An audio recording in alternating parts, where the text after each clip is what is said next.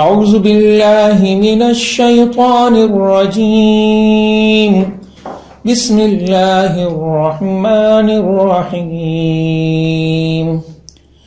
شہر رمضان الذی انزل فیہ القرآن ھدی للناس وبینات من الھدی والفرقان فمن شهد منكم الشهر فليصمه ومن كان مريضا أو على سفر فعدة من أيام أخر يريد الله بكم اليسر ولا يريد بكم العسر وَلِتُكْمِلُوا الْعِدَّةَ وَلِتُكَبِّرُوا اللَّهَ عَلَى مَا هَدَاكُمْ وَلَعَلَّكُمْ تَشْكُرُونَ صدق اللہ مولانا العظیم وصدق رسولہ النبی الکریم ونحن على ذلك من الشاہدین والشاکرین والحمد للہ رب العالمین۔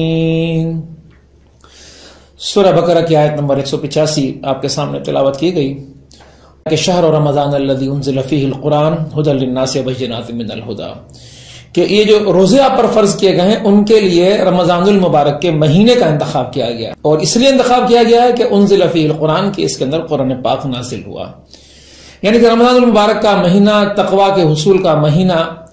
لیکن یہ بات بھی آپ دیکھیں گے کہ قرآن پاک کے اندر ہی جب ہم سورہ بقرہ کی ابتدائی آیات کو تلاوت کرتے ہیں تو رب کائنات فرماتا ہے کہ لا ریب فیہ ھدی للمتقین۔ ادھر روزے کے بارے میں فرمایا گیا یا ایھا الذین آمنوا کتب علیکم الصیام کما کتب علی الذین من قبلکم لعلکم تتقون، کہ روزہ تقویٰ پیدا کرنے کے لیے ہے۔ سورہ بقرہ کے اندر ہی رب کائنات نے فرمایا کہ لعلکم تتقون، تاکہ تمہارے اندر تقویٰ پیدا ہو، اور لا ریب فیہ ھدی للمتقین۔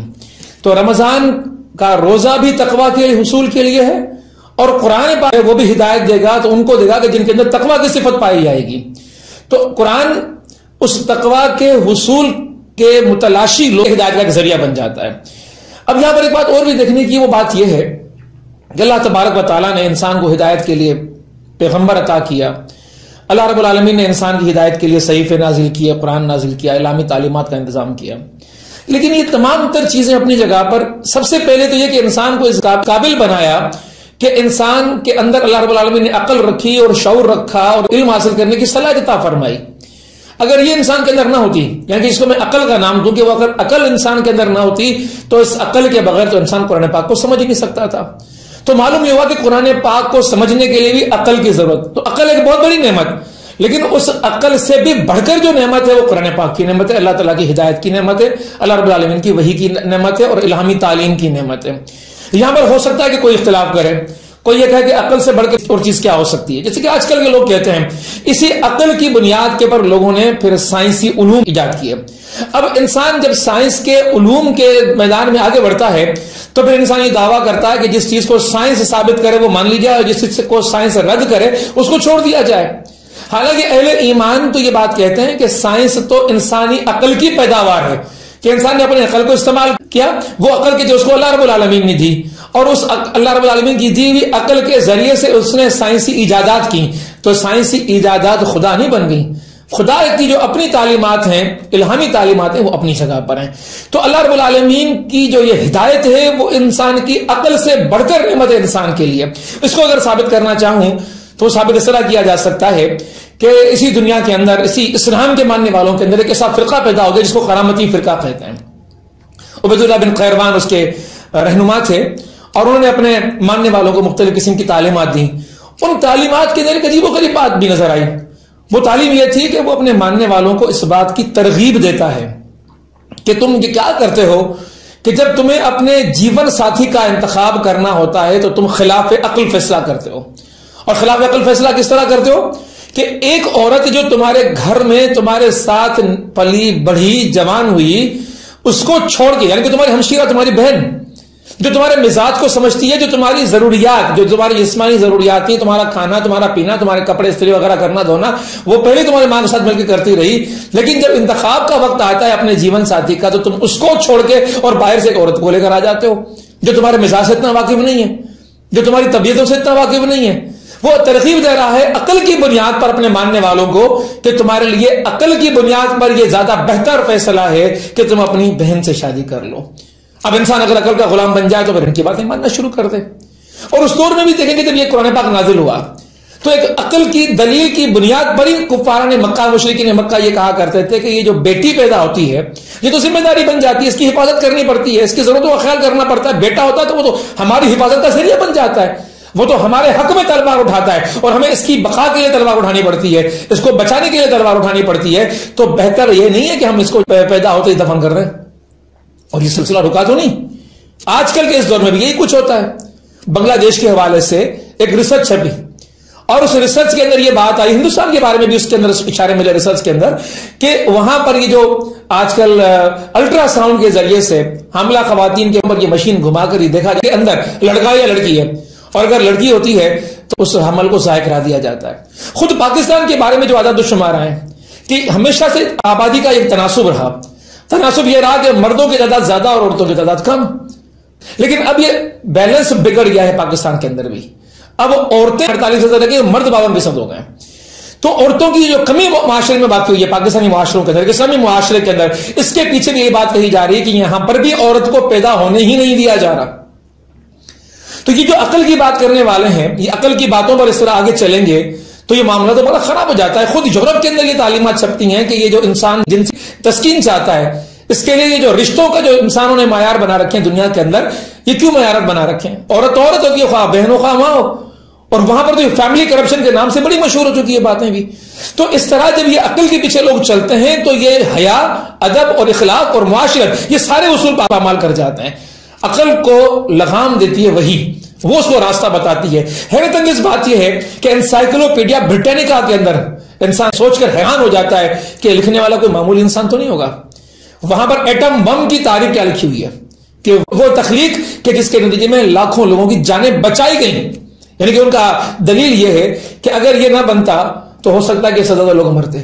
اس کے بننے کے نتیجے کے اندر وہ جو جنگ عظیم چل رہی تھی جاپان پر, ہیروشیما ناگاساکی کے اوپر پھینکے گئے تو جنگ رک گئی. جنگ رک گئی. آپ خود تصور کر سکتے ہیں کہ کتنے لاکھوں لوگ شہر کے شہر اجڑ گئے, آج تک اس کے اثرات وہاں پر موجود ہیں. تو یہ عقل کے شاخسانے ہیں کہ اگر اس کو وحی کی لگام نہ دی جائے, وحی کے ذریعے سے اس کو قید نہ کیا جائے تو یہ عقل انسان کو گمراہیوں کے بالکل گڑھوں کے اندر جا کر گرا دیتی ہے. تو یا ایھا الذین آمنوا کتب علیکم الصیام سے جو سلسلہ شروع ہوا وہ شہر رمضان الذی انزل فیہ القرآن ھدی للناس. یہ عقل تمہارے پاس ہے لیکن ہدایت تمہارے پاس نہیں ہے. ہدایت جو تمہیں دے گا وہ قرآن دے گا, اور قرآن کس کو دے گا؟ اس کو دے گا جس کے اندر تقویٰ ہوگا. اور تقویٰ کس کے اندر ہوگا؟ تقویٰ اس کے اندر ہوگا جس کے اندر روزہ ہوگا. روزہ تقویٰ کی تربیت کا ایک بہت بڑا ذریعہ ہے. تو یہ ایک سلسلہ کلام بن جاتا ہے ھدی للناس بینات من الھدی. اور یہ ہدایت ایسی نہیں ہے کہ اس کو حاصل کرنے کے لیے کہ بہت بڑی ریسرچ کرنی پڑے, بہت بڑی تحقیق کرنی پڑے, جان کو جوکھوں میں ڈالنا پڑے. قرآن تو بڑا واضح بیان دلائل کی بات کرتا ہے, بینات کی بات کرتا ہے. والفرقان, و فرق کر دینے والی چیزیں, کیا حق ہے کیا ناحق ہے, کیا حلال ہے کیا حرام ہے, قرآن بالکل واضح کر کے سامنے رکھ دیتا ہے. تو قرآن کہتا ہے کہ شہر رمضان الذی انزل فیہ القرآن, انتخاب کیا گیا روزوں کے لیے رمضان المبارک کے مہینے کا. اس لیے انتخاب کیا گیا کہ اس مہینے کے اندر اللہ رب العالمین نے اس قرآن پاک کو نازل کیا, اور یہ بہت بڑی نعمت ہے انسان کے لیے, اس سے بڑی کوئی نعمت نہیں ہو سکتی. اور محمد مصطفیٰ صلی اللہ علیہ وسلم کا وہ معجزہ کہ تا قیامت رہے گا, وہ تا قیامت رہنے والا معجزہ بھی یہ قرآن پاک ہے. تو یہ بہت بڑی اللہ رب العالمین کی نعمت ہے جو رب کائنات نے اپنے بندوں کو عطا کی, اور اس کے عطا ہونے کے نتیجے میں آج ہم اس قابل ہیں کہ اب اللہ رب العالمین کی ہدایت کے تحت اپنی زندگیاں گزار سکتے ہیں. اس کے بعد رب کائنات فرماتا ہے کہ ومن شہد منکم الشہر فلیصم, یعنی کہ فرضیت کا ایک اعلان پہلے ہوا تھا کتب علیکم الصیام, اور ایک دوسرا اعلان یہاں پر ہو رہا ہے کہ فمن شہد منکم الشہر, اب جس کو زندگی میں یہ مہینہ مل جائے فلیصم, بس سمجھ لے کہ اس کے پر اس مہینے کے روزے فرض ہیں تو وہ روزے رکھے. کوئی اور اس کا حل نہیں ہے کہ وہ روزے نہ رکھے سوائے رب کائنات نے کچھ حدود بیان کی. ومن کان مریضا او علی سفر فعدۃ من ایام اخر, جو آیت نمبر 184 آئی تھی اس میں اس بات کی وضاحت آئی تھی کہ جو مریض ہیں اور جو لوگ سفر میں ہیں ان مریضوں کے لیے اور مسافروں کے لیے رعایت ہے. مریضوں کی بات تو واضح ہو گئی تھی کہ مریض تو وہ ہے کہ جو اس حالت کے اندر ہے کہ روزہ رکھنے سے اس کی جان کو خطرہ ہے, جان کو اگر خطرہ ہے تو پھر وہ روزے کو ترک کر سکتا ہے، لیکن جان کو اگر خطرہ نہیں ہے تو پھر وہ روزہ رکھے کہ کچھ امراض ایسے ہوتے ہیں جو عارضی ہوتے ہیں اور کچھ امراض ایسے ہوتے ہیں جو مستقل ہوتے ہیں۔ مستقل امراض کی صورت میں تو انسان مستقل روزہ نہ رکھنے کی طرف جاتا ہے، اس لیے کہ ان کے رکھنے کے نتیجے میں اس کی صحت کا عالم یہ ہو جاتا ہے کہ پھر زندگی کو خطرہ لاحق ہو سکتا ہے۔ مثال کے طور پہ کوئی بندہ گردوں کی بیماری کا مریض ہے، ڈائلسس کے پر موجود ہے، اب یہ بندہ تو روزہ نہیں رکھ سکتا، اس لیے کہ اس کو تو بار بار دوائیں چاہیے، اس کو تو بار بار مختلف قسم کی چیزوں اور احتیاطوں کا خیال کرنا پڑتا ہے۔ اور دوسرا معاملہ شوگر کا آیا، اس طرح کے دیگر امراض بھی ہو سکتے ہیں دنیا کے اندر کہ جن کے نتیجے کے اندر انسان کی زندگی کو خطرہ لاحق ہو سکتا ہے۔ لیکن اگر زندگی کو خطرہ نہیں ہے اور قابل برداشت ہے، مرض ہے، تو پھر بہتر یہ ہے کہ انسان کو روزہ رکھنا چاہیے۔ سفر کے حوالے سے جو حدیث کے اندر بات آتی ہے وہ یہ ہے کہ سفر تو وہ سفر کہلائے گا کہ کم از کم 3 دن کا سفر، اس دور کے اندر جو بندہ 3 دن کے اندر سفر طے کر لیتا تھا، اور اس سفر کو وہ لوگ کہتے تھے کہ 36 کوس کا سفر یا 48 مائل یا 54 مائل بھی کہا جاتا ہے، اتنا سفر ہو۔ آج کل کے دور میں لوگ کہیں گے کہ جی آج تو وہ سواریاں نہیں ہیں، نہ گھوڑے نہ اونٹ ہے، آج کل تو انسان کے پاس گاڑیاں ہیں، کاریں ہیں، بسیں ہیں، اور اس کے علاوہ جہاز بھی ہیں۔ تو یہ ایک سفر کی مقدار تو ہے، لیکن یہ کوئی قرآن کی متعین کردہ مقدار نہیں ہے، یہ تو احادیث کے اندر سفر کی جو کیفیات نبی اکرم صلی اللہ علیہ وسلم کے حوالے سے صحابہ نے بیان کی وہاں سے اخذ کردہ ہے۔ تو یہ سفر اگر ہم نے جہاز میں بیٹھ کر 1 گھنٹے میں بھی طے کر لیا ہے تو یہ سفر کہلاتا ہے۔ ایک مفسر نے بڑی پیاری بات کہی کہ وہ سفر کہ جس میں انسان اپنے آپ کو حالت سفر میں محسوس کرے۔ ایک تو انسان گھر سے نکلا ہے، مثال کے طور پر ہم کراچی کے شہر میں دیکھ لیں، بہت بڑا شہر ہے، ایک علاقے کونے سے لے کر دوسرے کونے تک جانے کے اندر بھی کوئی 1 گھنٹہ لگ جاتا ہے، کبھی 1.5 گھنٹہ بھی لگ جاتا ہے، 2 گھنٹے بھی لگ جاتے ہیں، لیکن ایک ہی شہر ہے، اور اس شہر کے اندر ہم یہ سفر کی سوچ رکھ کر گھر سے نہیں نکل رہے ہوتے کہ میں کورنگی سے نکل رہا ہوں اور مجھے کسی ایسے علاقے کے اندر جانا ہے جو نارتھ کراچی کا علاقہ ہے، تو 1-2 گھنٹہ مجھے لگ جائیں گے تو میں سفر پہ ہوں۔ سفر اگر انسان کر رہا ہے، کراچی سے حیدرآباد جا رہا ہے، تو حالت سفر انسان کے ذہن پہ بھی طاری ہو جاتی ہے، تو وہ سفر کے جس کو انسان کا ذہن بھی سفر قبول کرے تو اس سفر کے۔ لیکن یہاں پر بھی ایک بات اور واضح کر دوں کہ سفر کے معاملے کے اندر اسلام نے، یعنی کہ قرآن پاک نے اور احادیث مبارکہ نے انسان کو آزاد چھوڑا ہے، فرض نہیں کر دیا کہ نہیں رکھنا، فرض نہیں کر دیا کہ رکھنا ہے، یہ انسان کے اوپر چھوڑ دیا ہے۔ اللہ کے نبی صلی اللہ علیہ وسلم اور صحابہ کرام رضی اللہ تعالیٰ عنہم اجمعین کا بھی عمل یہ تھا کہ بعض اوقات سفر کے اندر روزہ رکھا ہے اور بعض اوقات ایسا نہیں بھی رکھا، لیکن جب سفر کی حالت یہ ہو کہ محسوس ہوتا ہو کہ سفر کے نتیجے میں جان کو تکلیف پہنچ سکتی ہے، تو پھر ایسی حالت میں اللہ کے نبی صلی اللہ علیہ وسلم نے سفر کو روزہ رکھنے سے منع کیا ہے۔ احادیث میں آتا ہے کہ نبی اکرم صلی اللہ علیہ وسلم ایک سفر میں تھے اور صحابہ کے ساتھ چل رہے تھے، بعض صحابہ نے روزہ رکھ لیا اور بعض صحابہ نے روزہ نہیں رکھا۔ جب آگے بڑھے تو ایک جگہ لوگ اکٹھے ہو گئے، گھیراؤ کر لیا، نبی اکرم صلی اللہ علیہ وسلم نے پوچھا کیا ہوا؟ تو صحابہ نے بتایا کہ یہ صحابی رسول ہیں اور یہ غش کھا کر گر پڑے۔ فرمایا کیوں؟ کہا اس لیے کہ انہوں نے روزہ رکھا ہے۔ تو اللہ کے رسول صلی اللہ علیہ وسلم نے فرمایا کہ یہ نیکی نہیں ہے، یعنی کہ ایسی حالت میں کہ جب انسان کو تکلیف محسوس ہوتی ہو اور وہ حالت روزہ کے اندر رہنے کی وجہ سے اس کو غشی طاری ہو سکتی ہو، پھر بھی روزہ رکھ رہا ہو، تو اللہ کے رسول نے فرمایا کہ یہ نیکی نہیں ہے کہ ایسے سفر میں بھی تم روزہ رکھو، یہ اپنی جان کو تکلیف دینا ہے۔ اسی طرح ایک اور واقعہ کا اندازہ کہ اللہ کے رسول صلی اللہ علیہ وسلم سفر کر رہے تھے اور سفر میں نبی اکرم صلی اللہ علیہ وسلم کے ساتھ صحابہ کرام رضی اللہ تعالیٰ عنہم اجمعین بھی موجود تھے۔ ایسے صحابہ بھی تھے کہ جنہوں نے روزہ رکھا تھا اور ایسے صحابہ بھی تھے کہ جنہوں نے روزہ نہیں رکھا تھا۔ جب منزل پر پہنچے ہیں تو وہ صحابہ جو روزے سے تھے وہ نڈھال ہو کر بیٹھ گئے اور انہیں خیمے نہیں لگا جن کو خیمے لگانے چاہیے تھے وہاں پر۔ وہ صحابہ جو روزے سے نہیں تھے انہوں نے جب منزل کی تو خیمے لگانے میں مصروف ہو گئے۔ تو رسول اکرم صلی اللہ علیہ وسلم نے معلوم کیا کہ یہ لوگ خیمے کیوں نہیں لگا رہے؟ یا رسول اللہ یہ روزے سے تھے۔ آپ صلی اللہ علیہ وسلم فرمایا کہ یہ نیکی نہیں تھی۔ نیکی تو یہ ہے کہ انسان جب یہ محسوس کرتا ہو کہ سفر میرا ایسا ہے کہ اس سے مجھے تکلیف پہنچ سکتی ہے تو اس حالت کے اندر پھر اس روزے کو ترک کر سکتا ہے، وہ روزہ بعد کے دنوں میں رکھے گا تو بھی اس کو اجر ملے گا، اس لیے کہ بحالت مجبوری اس روزے کو وہ ترک کر رہا ہے۔ لیکن پھر بھی معاملہ یہ ہے کہ قرآن اور حدیث نے یہ بات بندہ مومن پہ چھوڑ دی ہے۔ لیکن ایک سفر اور بھی ہے اور وہ سفر جہاد کے لیے۔ اگر سفر جہاد ہے تو سفر جہاد کے اندر پھر روزے سے اللہ کے نبی صلی اللہ علیہ وسلم نے منع فرمایا ہے۔ خاص طور پہ واقعہ آتا ہے فتح مکہ کا۔ اللہ کے نبی صلی اللہ علیہ وسلم جب سفر پہ روانہ ہوئے، فتح مکہ کے لیے پہنچے ہیں اور وہاں پر جب معلوم ہوا کہ صحابہ نے روزہ رکھا ہے تو آپ صلی اللہ علیہ وسلم نے کھڑے ہو کر پانی کا گلاس پیا اور روزہ افطار کیا اور لوگوں سے فرمایا کہ یوم قتال فافطروا، یہ قتال کا دن ہے اور روزہ کھول دو۔ تو سب لوگوں نے پھر روزہ کھول دیا۔ سے ثابت یہ ہوا کہ اگر انسان کسی ایسے مارکے میں شریک ہونا چاہ رہا ہے، جہاد پہ جا رہا ہے، تو پھر اس حالت کے اندر اس کو روزہ نہیں رکھنا چاہیے۔ رب کائنات نے فرمایا ومن کان مریضا او علی سفر فعدۃ من ایام اخر. رب کائنات فرماتا ہے کہ یرید اللہ بکم الیسر ولا یرید بکم العسر.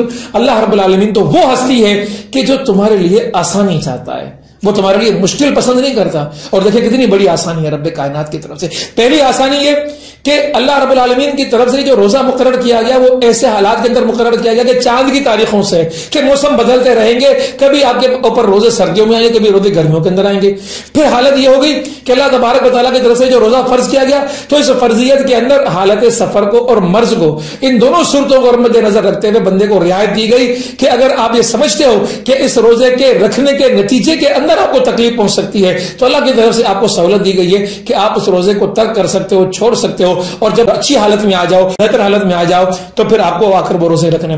مفسرین کرام فرماتے ہیں کہ یہاں پر وہ بھی لوگ شامل ہیں اس حوالے سے رخصت میں آتے ہیں کہ وہ پیر سنی کی وجہ سے ہیں، وہ روزہ نہیں رکھ پاتے تو اس کا فدیہ دے دیتے ہیں، یا پھر وہ لوگ کہ جو لمبے بیماری کے اندر موجود ہیں اور ان لوگوں کے لیے بھی یہ رعایت موجود ہے کہ وہ لمبی بیماری کے اندر فدیہ دے کر وہ روزہ نہیں رکھتے تو اللہ رب العالمین کی طرف سے یہ بھی ان کو سہولت دی گئی. تو رب کائنات سہولت پسند کرتا ہے، اللہ رب العالمین نے یہ آسانی ان کو عطا فرما دی ہے. لیکن اس سے پہلے آیت نمبر 184 کے اندر ہم نے پڑھا تھا، وہاں پر یہ تھا کہ اگر تم روزہ نہیں رکھ سکتے تو کسی مسکین کو فدیہ دے دو.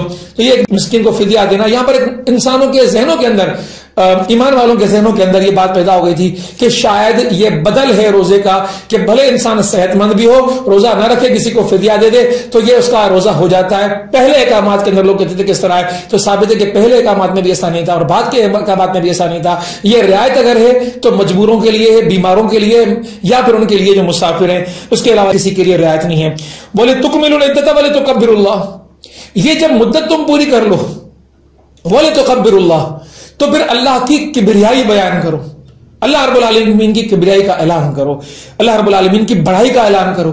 چونکہ تمہارے دل کے اندر تو خوف پیدا ہو گیا، یعنی کہ مدت مکمل ہوئی، تقویٰ کا کورس پورا ہوا، ٹینیور پورا ہوا، ٹریننگ مکمل ہوئی، تو اس کا نتیجہ یہ نکلنا چاہیے کہ دنیا کے خوف تمہارے دلوں سے نکل جائیں. اور اگر کسی کا خوف اور کسی کی بڑائی اگر ہو سکتی ہے تو وہ اللہ رب العالمین کی بڑائی تمہارے دلوں کے اندر موجود ہونی چاہیے. علامہ ہداکم، وہ ہدایت جو تمہیں رب کائنات نے دی، یہ ہدایت اگر نہ ملتی تم بھٹکتے رہتے، امک ٹولیاں مارتے رہتے، گمراہی کے اندھیروں میں پڑے رہتے. آج دیکھیں گے وہ لوگ کہ جو عقل کے غلام ہیں، وہ سائنس کی دوربینیاں لے کر حقائق کو تلاش کرنے نکلتے ہیں، لیکن معاملہ یہ ہوتا ہے کہ وہ انسانیت کے بھی گرے ہوئے ترین معیار پر ہوتے ہیں. نہ انہیں رشتوں کی تمیز ہوتی ہے، نہ انہیں اخلاقیات کی تمیز ہوتی ہے، نہ انہیں برے بھلے کی تمیز ہوتی ہے. یہ گمراہی انسان کی تبھی دور ہو سکتی ہے جب وہ اپنے آپ کو اللہ رب العالمین کی اس ہدایت کے تحت لے کر آ جائے گا اور پھر فرمائے گا کہ لعلکم تشکرون، اور تم اللہ رب العالمین کا شکر ادا کرو اس بات پر کہ اس نے تمہیں ہدایت دی اور اس کی بڑائی کو بیان کرو. تو یہاں پر شکر کی بات کی گئی ہے.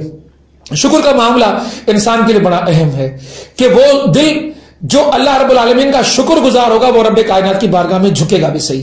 وہ دل جو شکر سے عاری ہوگا وہ اللہ کی بارگاہ میں جھکنے کے لیے تیار بھی نہیں ہوگا. تو شکر کا مادہ انسان کے دل کے اندر پیدا ہونا چاہیے.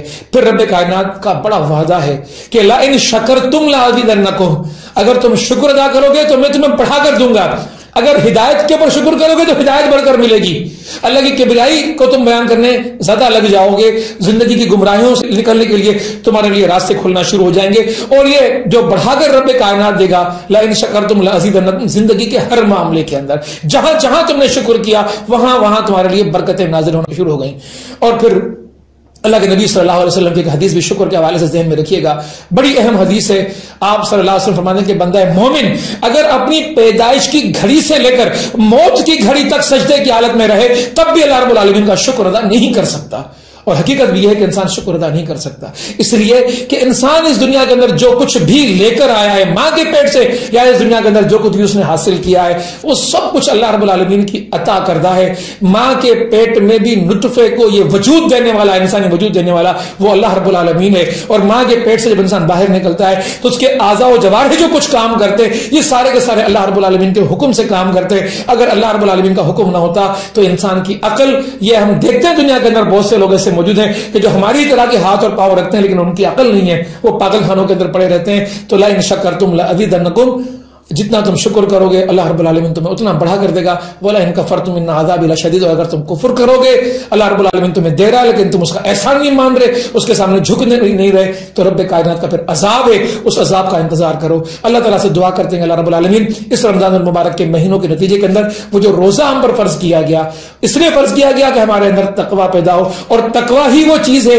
کہ جس کے ذریعے سے پھر ہم قرآن سے ہدایت لے سکتے ہیں. اور قرآن کی اگر ہمیں ہدایت مل گئی تو اس دنیا کے اندر کیا چیز ہے کہ جس کو ہم حاصل نہیں کر سکتے, کیا چیز ہے جس کو ہم فتح نہیں کر سکتے, کیا چیز ہے کہ جس کو ہم اپنے لیے ناممکن سمجھیں. اللہ رب العالمین سے ہم دعا کرتے ہیں کہ اللہ تعالی ہمیں قرآن کی ہدایت کو حاصل کرنے کی توفیق عطا فرمائے. اقول قولی ھذا واستغفر اللہ لی ولکم ولسائر المسلمین فاستغفروہ انہ ھو الغفور الرحیم.